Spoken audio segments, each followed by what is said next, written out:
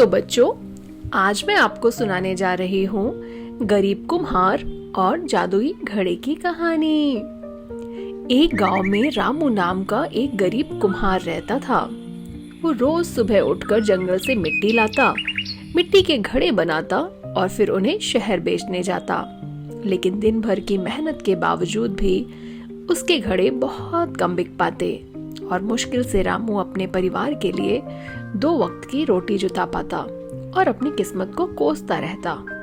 धीरे धीरे रामू की तबीयत बिगड़ने लगी और वो अक्सर बीमार रहने लगा और अब उसने घड़े बनाना भी काफी कम कर दिया था। उसे लगता कि बिकेगा ही नहीं तो बनाकर क्या करूंगा। जब एक दिन खाने को अन्न का एक भी दाना घर में नहीं रह गया तो पत्नी के बहुत कहने पर रामू जंगल से मिट्टी लेने गया। उसने खुदाई करना शुरू किया ही था कि उसे चमचमाता हुआ एक पुराना घड़ा दिखा। घड़ा बहुत ही सुंदर था और उसमें से तेज रोशनी निकल रही थी, इतनी तेज कि रामू आंखें ही नहीं खोल पा रहा था।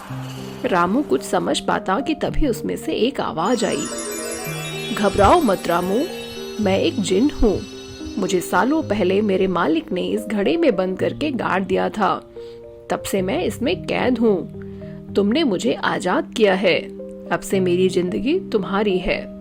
मैं तुम्हारी हर रोज एक इच्छा पूरी करूंगा, मगर अपने मालिक से मिले श्राप की वजह से मैं एक दिन में एक ही इच्छा पूरी कर सकता हूँ, उससे ज्यादा नहीं।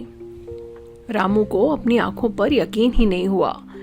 वो हिम्मत जुटाकर बोला, मुझे बहुत सारे अच्छे घड़े चाहिए जिन्हें लोग खरीदें। जिन्न ने तुरंत सुंदर सुंदर घड़े बना दिए। अगले दिन फिर रामू ने घड़े बनाने को कहा। लोग उन घड़ों को पसंद करने लगे और रामू की आमदनी बढ़ने लगी। अब हर दिन रामू एक नई इच्छा करता, कभी अच्छा खाना, कभी नए कपड़े, तो कभी बैलगाड़ी। जिन्हें सब पूरी करता रहा, लेकिन धीरे धीरे रामू में लालच आ गया। अब वो हर रोज कई इच्छाएं करने लगा। वो जिन्न को अब अपना दोस्त नहीं, गुलाम समझने लगा था। एक दिन उसने कहा, मुझे सोने के घड़े चाहिए। जिन्न ने तुरंत सोने के घड़े बना दिए। घड़े मिलते ही रामू बोला, मुझे राजा बना दो, मुझे राजा बनना है। जिन्न बोला, रामू, मेरे नियम के अनुसार एक दिन में एक ही इच्छा पूरी हो सकती है। रामू को गुस्सा आ गया। बोला, तुम वही करोगे जो मैं कहूंगा, मुझे अभी राजा बनाओ। जिन्न बोला, ये आज मुमकिन नहीं है रामू। रामू गुस्से में बोला, तो फिर तू वापस उसी घड़े में जा और वहीं रहे।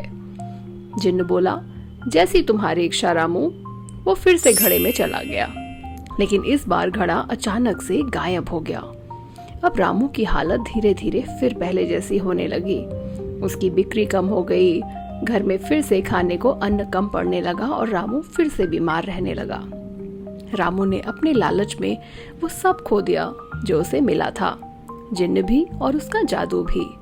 तो बच्चों, आज की इस कहानी से हमें क्या शिक्षा मिलती है? ये कि भगवान किसी न किसी रूप में आकर हमारी मदद करते हैं, मगर हमें उस वक्त उनका शुक्रिया अदा करना चाहिए और जो भी उन्होंने दिया है उसमें संतोष करना चाहिए, ना कि लालच।